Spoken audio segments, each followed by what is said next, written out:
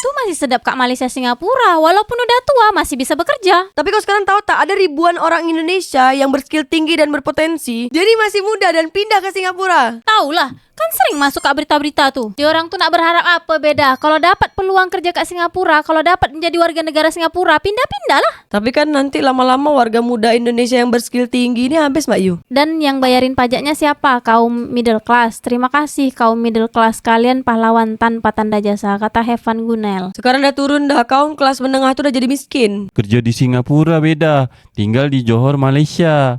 Petronas Malaysia tak pernah belajar dengan Pertamina Indonesia. Petronas untung terus, Pertamina rugi terus. Petronas Malaysia ada di berbagai negara. Pertamina Indonesia hanya ada di Indonesia.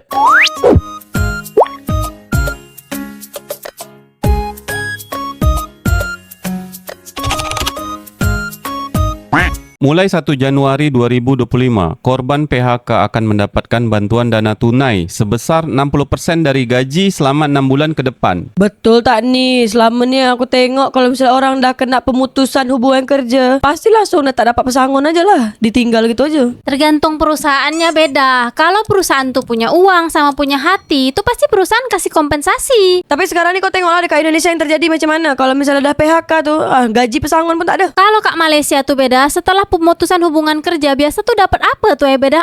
Cobalah tanya dengan netizen dekat Malaysia tuh apa? Dapat allowance apa tuh Buat korang warga Malaysia, korang tahu tak biasanya setelah pemutusan hubungan kerja tuh dapat apa dia disebut di sana Kak Malaysia? Coba komen kat bawah. Pemutusan hubungan kerja ni maksud dia kena fire, kena pecat macam gitu. Tapi bukan karena pekerjaan dia ni tak bagus atau kinerja dia tak bagus, tapi gara-gara perusahaan dia bankrupt atau bangkrut. Dekat Malaysia tu dapat apa kalau misalnya setelah pemutusan kerja? Kalau dekat Indonesia ni baru nak dibuat rancangan dia. Berarti orang-orang yang selama ini kerja kat Indonesia nih beda, betul-betul rugi besar beda. Kau ni dah gaharu cendana pula. Dah tahu bertanya pula. Dekat Indonesia ni memang susah cari kerja. Kalau kau dah dapat kerja, kau pertahankan. Tapi kalau misalnya kau dah dipecat, dah lah, tak usah berharap lagi. Jangankan nak jadi pesangon ganti rugi. Di Indonesia ni kalau kau dah 25 tahun ke atas, dah susah tu cari kerja, Bayu. Kalau gitu masih sedap Kak Malaysia Singapura. Walaupun udah tua masih bisa bekerja. Tapi kau sekarang tahu tak, ada ribuan orang Indonesia yang berskill tinggi dan berpotensi, jadi masih muda dan pindah ke Singapura. Taulah, kan sering masuk Kak berita-berita tuh. Dia orang tuh nak berharap apa beda. Kalau dapat peluang kerja kat Singapura, kalau dapat menjadi warga negara Singapura, pindah-pindah lah. Tapi kan nanti lama-lama warga muda Indonesia yang berskill tinggi ni habis, Mbak Yu. Pemerintah bakal memberikan dukungan jaminan kehilangan pekerjaan JKP bagi karyawan terkena pemutusan hubungan kerja. Bentuk manfaat tunai 60% flat dari upah selama 6 bulan usai mereka kehilangan pekerjaan. Menteri Ketenagakerjaan Yasril Erli mengatakan dukungan ini menjadi salah satu stimulus berbentuk materi maupun non-materi.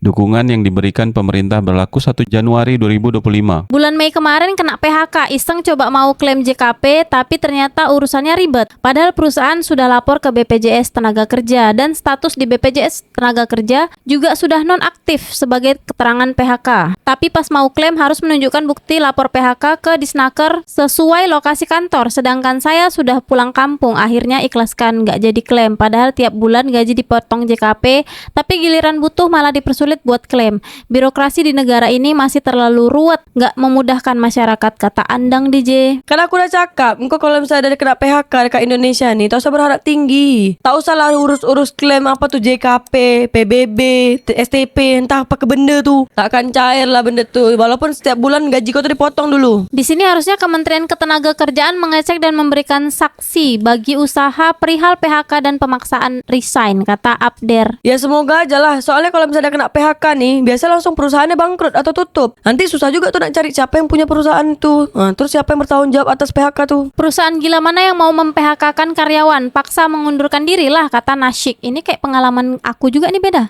Aku juga pernah, Mbak Yu. Jadi menurut keadaan nih, aku harus mengundurkan diri karena dipaksai, bertoksik dengan keadaan segala macam. Kalau kita PHK pegawai karena ketahuan dia mencuri, gimana dong? Masa dikasih tunjangan, kata Susi dan Bakti. Kalau dia ketahuan mencuri, kau lapor ke polisi, ke pihak berwajib. Ngapa kau bengang sangat nih? Terus kan kalian ni ada kontrak kerja. Kau dah melanggar kontrak kerja, kau tak payah bagi dia pesangon. Ini bukan Malaysia, ini Indonesia. Ya kali perusahaan mau mem-PHK yang ada disuruh resign dan tekanan, kata Eka Margayasa. Kan kerja di Indonesia kan, Mbak Yu? Ya kayak gitu. Beda sama Malaysia. Majulah Singapura. Ini ngapa pula tiba-tiba Singapura? Kerja di Singapura beda. Tinggal di Johor, Malaysia. Petronas Malaysia tak pernah belajar dengan Pertamina Indonesia. Petronas untung terus, Pertamina rugi terus. Petronas Malaysia ada di berbagai negara. Pertamina Indonesia hanya ada di Indonesia. Dah, lanjut. Kalau bos yang berhati nurani nggak akan PHK karyawannya Min, tapi dipindah tugaskan ke bulan biar resign sendiri, kata Ricky Tanjaya. Nah itu sebenarnya modus juga tuh Mbak Yu dari perusahaannya. Jadi seolah-olah dia dipindahkan ke tempat-tempat yang jauh biar dia tak nyaman segala macam. Terus habis itu dia mengundurkan diri secara terpaksa. Nyatanya perusahaan daripada melakukan PHK, perusahaan akan meliburkan karyawan atau untuk memilih resign atau tidak diperpanjang kontrak, kata Suroto Putra Perwira. Nah itulah kalau engkau tak nak libur ya berhenti kerja, cari tempat kerja lain. Masalah tapi cari tempat kerja lain pun susah juga nak cari. Kemarin di pabrik saya pada kena PHK sekitar 80 orang Min, cuman dikasih 1.500.000 aja. Padahal masa kerja ada yang udah di atas 10 tahun sampai 15 tahun. Cuman dapat hikmahnya aja, kata Vin. Di Indonesia nih kau nak kerja 100 tahun pun tak ada nilainya. Dah kena PHK tuh PHK aja. Cari kerja lain. Kau dah kerja berapa tahun?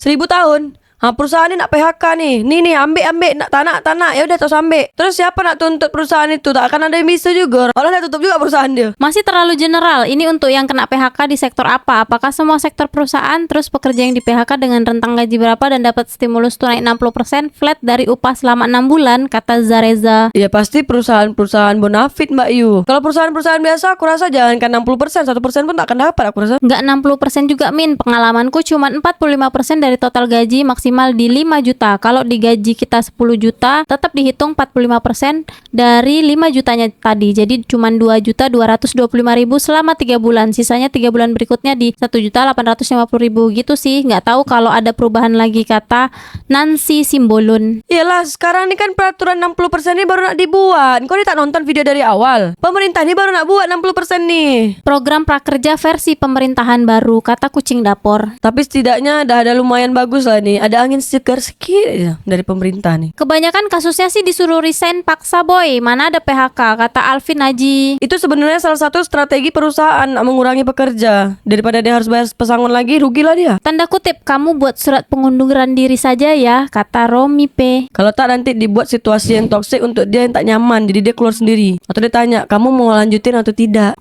Biasa dibikin gak betah dulu biar resign, jadi gak perlu mecat, kata Saster United. Kan dah cakap aku tadi kan. Aku nonton makanya video ini dari awal. Pasti harus klaim BPJS yang stafnya seperti itu, kata Acif Raffi Akbar.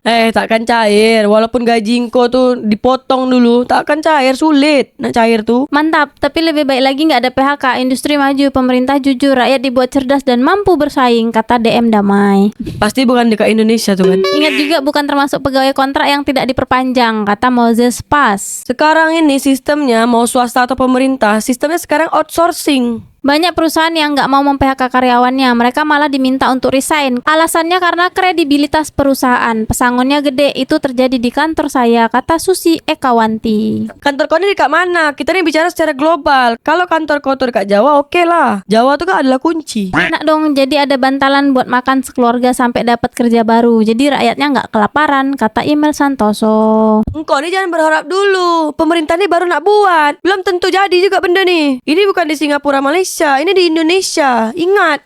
Majulah Singapura. Majulah Singapura. Nggak berlaku buat PT yang pakai sistem PKWT dan nanti kontrak karyawan bisa digeser-geser sesuka hati. Kapan habisnya jadi seakan-akan kontrak habis, padahal nyatanya PHK Min. Yang PT-nya gitu juga, coba dong komen di sini, kata Roli Sitepu. Indonesia nih paling senang nak buat istilah-istilah baru. Macam PHK tuh nanti diganti jadi istilah apa. Macam dulu tuh TKI, Tenaga Kerja Indonesia. Sekarang PMI, apa Mbak Yu? Pekerja Migran Indonesia. Padahal sama aja TKI juga arti dia. Kan bisa Min mengajukan PHK juga, banyak di pabrik saya, kata Galuh Dwi. Pabrik kau ni dekat mana? Dekat Jawa? Iya, Jawa adalah kunci. Kalau Tanjung Pinang ni tak ada pabrik sebanyak Jawa. Pulau Bintan tu aja cuma berapa? Coba kalau gua pengusahanya untung dikit gak apa-apa, yang penting karyawan gua sejahtera. Tapi itu pas mimpi semalam sih, sebelum sholat subuh, kata Wicaksa. Iya, aku pun nak kayak gitu juga. Sama, tapi kita ni tak ada duit. duit. Yang banyak duit tuh 9 naga. Dari sini terlihat pemerintah sebenarnya sudah bisa memprediksi bahwa dengan kenaikan PPN, kenaikan UMP 6,5% dan kebijakan lainnya di tahun 2025 berpotensi akibat PHK. Tapi pemerintah lebih korbankan buruh daripada cari solusi lain. Di sisi lain, jumlah kementerian malah dijadikan lebih banyak, kata Syah. Dan Setiap pemerintahan tuh pasti berbeda-beda. Ada masa jabatannya,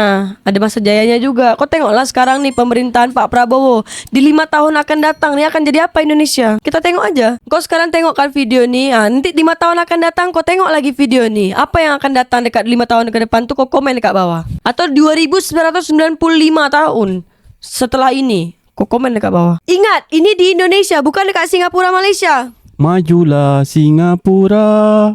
Majulah Singapura. kalau menurut saya PHK yang dimaksud dalam kebijakan ini adalah PHK yang diakibatkan karena perusahaan tutup, karena bangkrut, atau terjadi karena pengurangan karyawan akibat dari adanya kebijakan kenaikan PPN dan kenaikan UMK tahun 2025, kata Syah dan Harbi. Sekarang nih kalau misalnya ada perusahaan yang tutup atau bangkrut, dia nih masih mending dah ada kasih pesangon. Ada juga yang tutup aja dia. Bos dia lari kemana-mana. Dia tutup aja lah tuh perusahaan dia. Kurang sosialisasi ke masyarakat. Saya PHK per 12 September katanya sudah nggak bisa diajukan. Padahal baru tahu infonya hari ini dari pegawai Disnaker, kata Hesti Kurnia. Iya, pemerintah Indonesia nih baru nak buat kebijakan dan peraturan ini nih di Januari 2025. Sekarang masih 2024. Der-der-dor banget sih Bapak Prabowo, kata Nasyid Syara. Iya, harus dar-der-dor. Kalau tak bisa tar-ter-tor. Ini program sudah dari tahun 2022 Min, bebarengan dengan Omnibus Law, kata Frans 1976. Tapi kan baru nak direalisasikan sekarang. Semoga aja betul-betul terrealisasi. Jangan pula terbantut. Di sini perusahaan mainnya PKWT. Habis kontrak, bye-bye. Uang kompensasi aja nggak dibayar, kata M113. Memang banyak perusahaan yang macam gitu pun tak mampu juga dia nak bayar, Mak Yu. Dan yang bayarin pajaknya siapa? Kaum middle class. Terima kasih kaum middle class, kalian pahlawan tanpa tanda jasa, kata Hevan Gunel. Sekarang dah turun dah. Kaum kelas menengah tuh udah jadi miskin. Semangat kerja budak korporat. Kontribusi kalian banyak untuk membantu mereka, kata Mr. Duffs. Majulah Singapura.